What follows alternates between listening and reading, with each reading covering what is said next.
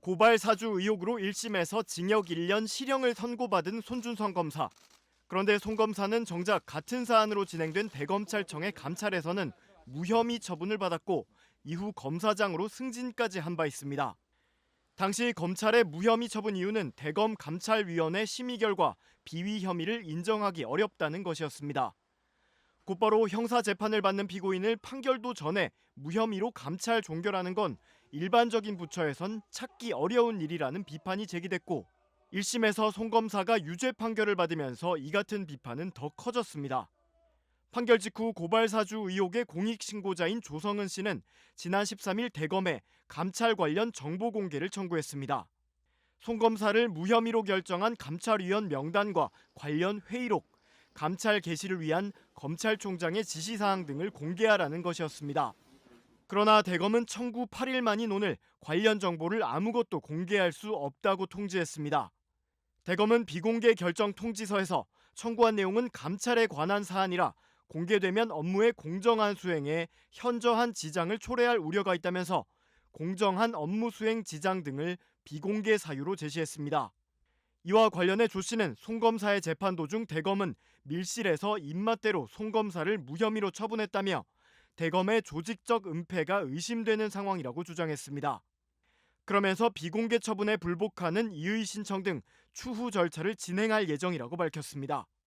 이와 관련해 대검은 감찰 기록은 개인정보에 해당해 공개가 불가능하다며 손 검사에 대한 감찰 무혐의 처분은 당시 징계 시효가 얼마 남지 않아 부득이 감찰위를 열어 결정하게 된 것이라고 밝혔습니다. 고위공직자범죄수사처가 이른바 고발 사주 의혹에 대해 무혐의 처분했던 윤석열 대통령과 한동훈 국민의힘 비상대책위원장에 대한 재수사에 나섰습니다. 공수처는 윤 대통령이 검찰총장 시절 야당을 통해 범여권 정치인 등에 대한 고발을 사주했다며 시민단체가 고발한 사건을 수사 3부에 배당했습니다. 공수처는 제21대 총선을 앞두고 당시 국민의힘 김웅 국회의원 후보에게 고발장을 전달한 혐의로 손준성 검사를 기소하면서 윤 대통령과 한 위원장에 대해 무혐의 처분한 바 있습니다. 지난 2021년 9월 인터넷 언론 뉴스버스가 이른바 고발 사주 의혹을 첫 보도했습니다. 21대 총선 직전인 2020년 4월 3일과 8일, 당시 미래통합당 김웅 후보가 캠프 관계자에게 텔레그램 메시지를 통해 고발장과 자료를 전달했다는 겁니다. 고발 대상은 진보진영 정치인들과 일부 언론인들이었습니다. 텔레그램으로 메시지를 전달하면 최초 전송자가 표시되는데 고발장에는 손준성 보냄 표시가 붙었습니다. 고위공직자 범죄수사처는 작년 5월 대검찰청 수사정보정책관이던 손준성 검사를 법정에 세웠습니다. 첫 의혹 보도 2년 4개월 만에 1심 법원은 손 검사에게 징역 1년을 선고했습니다.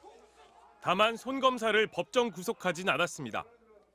재판부는 검사가 지킬 정치적 중립을 정면으로 어기고 검찰권을 남용했다며 당시 여권 정치인과 언론인을 고발하도록 해 선거에 영향을 미치려고 시도해 그 죄책이 무겁다고 질타했습니다. 특히 검찰 또는 그 구성원을 둘러싼 의혹이 고발 대상이어서 실제로 고발을 사주할 범행 동기도 있었다고 인정했습니다. 또 고발장이 제3자를 거쳐 김웅 의원에게 전해졌을 수 있다는 가능성에 대해서도 손준성, 김웅 두 사람 모두 기억 못하고 있다며 받아들이지 않았습니다. 재판부는 고발장 전달 과정에서 손 검사가 개인정보와 공무상 비밀을 누설한 혐의를 유죄로 인정했습니다. 항소해서 다투겠습니다. 재판부는 미래통합당 후보였던 김웅 의원이 고발장 전달을 공모했다고도 인정했습니다. 다만 고발장이 전달됐을 뿐 실제 고발이 이루어지진 않았다며 공직선거법 위반 혐의는 무죄로 봤습니다. 고위공직자 범죄수사처는 판결문을 검토해 항소 여부를 결정할 계획입니다. MBC 뉴스 윤상문입니다. 잘 아시는 것처럼 지난 1월 31일 날 손준성 검사에 대해서 법원은 유죄 판결을 내렸습니다. 그런데 판결문에 등장하는 후배 검사, 사실상 손준성 검사의 지휘를 받고 있던 성상욱 검사와 임홍석 검사에 대해서는 기소가 이루어지지 않았기 때문에 이 부분에 대해서 저희가 추가 고발을 하는 것이고, 더 중요한 것은 손준성 검사와 이런 그 수사정보정책관 검사들이 조직적으로 근무 시간에 범죄를 저지른 이유, 범죄 이유, 동기에 대해서 제대로 수사가 이루어졌다고 생각합니다. 그래서 저희는 당시 범행에 따라서 이익을 볼 수밖에 없는 윤석열 당시 검찰총장과 한동훈 당시 검사장에 대해서도 공범으로 수사해달라는 고발을 하게 이르렀습니다. 이번 고발은 지난 손준성에 대한 유죄 판결에 이어서 그 판결문에 분명히 드러난 그 밑에 있던 수하검사들 성상욱과 이몽석에 대한 추가 고발을 포함하고 있습니다. 그 판결문에 그들의 행위, 위법행위 분명히 드러나 있습니다. 그리고 이 수사정보정책관실은 손준성은 대검 총장의 지시 없이는 또는 묵인 없이는 승인 없이는 움직일 수가 없는 존재입니다.